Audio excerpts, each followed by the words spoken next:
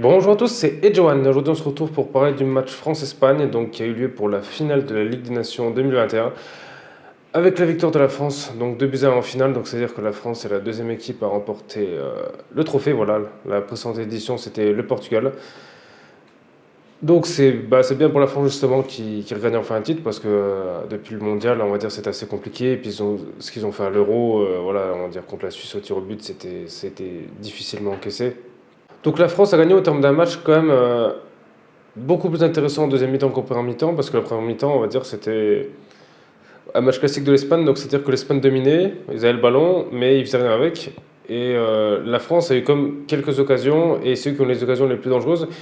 Quand j'ai vu la première mi-temps, je me suis dit, c'est que la France a une chance, parce que au final, ils avaient peut-être moins le ballon, mais ils avaient les occasions les plus nettes. Et de nos jours, dans le football moderne, on va dire que les équipes qui dominent et qui la fin perdent, il y en a de plus en plus parce que c'est des fois l'équipe la plus réaliste maintenant qui gagne. Et c'est que dans le foot, ça a beaucoup changé. C'est que les équipes savent mieux défendre et ça va être plus tranchant justement sur une seule action.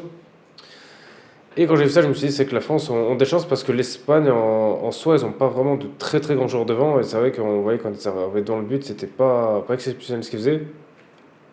Donc la première mi-temps, on va dire, elle était un peu en faveur de l'Espagne, hein. C'est l'Espagne qui dominait de partout, mais sans rien faire. C'est quelque chose que l'Espagne a toujours eu comme défaut, c'est-à-dire avoir le ballon, mais malheureusement, ils n'ont pas un grand attaquant qui permet de finir, parce que quand ils ont gagné justement leur phase de dominer, ils ont gagné comme beaucoup de matchs 1-0.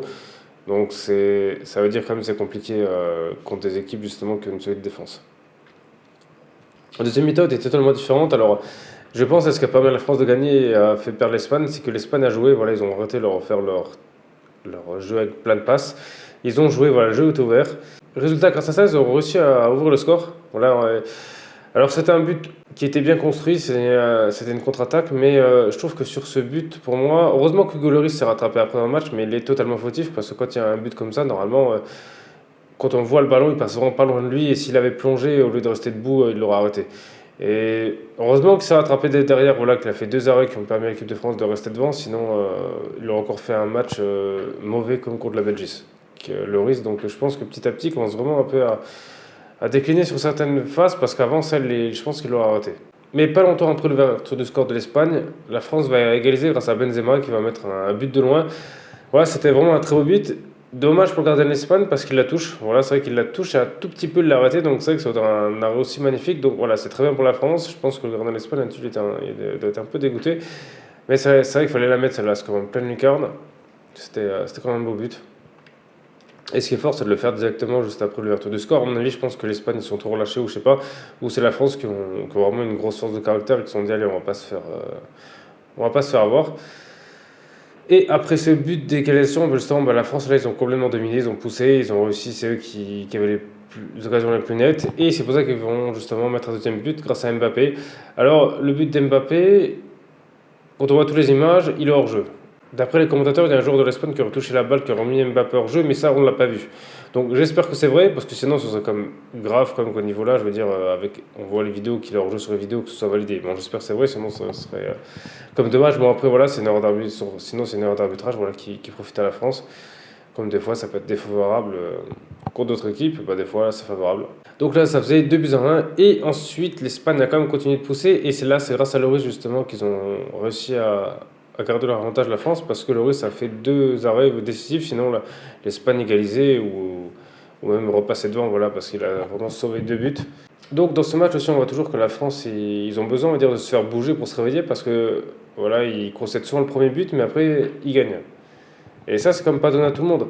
Alors ça montre quand même qu'ils ont une force de caractère. Après, c'est vrai que pour eux, ils auraient vraiment besoin maintenant de marquer justement sans se faire bouger comme ça. Mais sinon, voilà, la France, ils ont quand même mérité leur victoire dans la mesure où ils ont quand même battu deux équipes. Ils ont battu la Belgique et l'Espagne. Voilà. En plus, c'est à peu près le même style de match, c'est-à-dire qu'ils sont dominés, puis après, ils arrivent à renverser le match.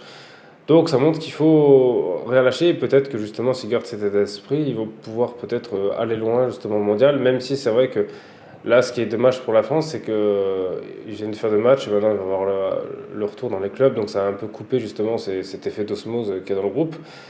Mais bon, ça montre que je pense sur une compétition de plusieurs semaines, à mon avis, ils peuvent vraiment faire quelque chose de fort parce que ça se voit que mentalement, ils ont l'air soudés. Et la tactique justement que Deschamps a mis en place, le 3-5-2, est comme pas si mal parce que c'est vrai qu'ils ont, par exemple, ils concèdent très peu d'occasions en face à face avec le gardien, alors que ça, d'autres équipes le concèdent. Par exemple, justement, l'Espagne a concédé ça face à Mbappé. Donc c'est pour ça que je pense que ça veut dire déjà leur défense est quand même solide en soi et il faudrait juste peut-être passer le flambeau à Mike Maignan, peut-être, et là justement ils ont une équipe encore plus solide parce que pour moi le risque c'est qu'on ont moins décliné et peut-être avec Mike Maignan ce serait peut-être différent. Donc voilà, après vous justement dites-moi dans les commentaires ce que vous avez pensé de ce match et du tournoi, voilà ce que vous pensez de l'équipe de France, si pour vous ça a été justement la meilleure des quatre équipes, ou si vous trouvez qu'il y a encore des choses à améliorer et ce que bon, vous les voyez justement maintenant en favori du mondial 2022. Et sinon, merci à tous d'avoir regardé cette vidéo, c'était Ejohan, on se retrouve très vite pour une prochaine vidéo.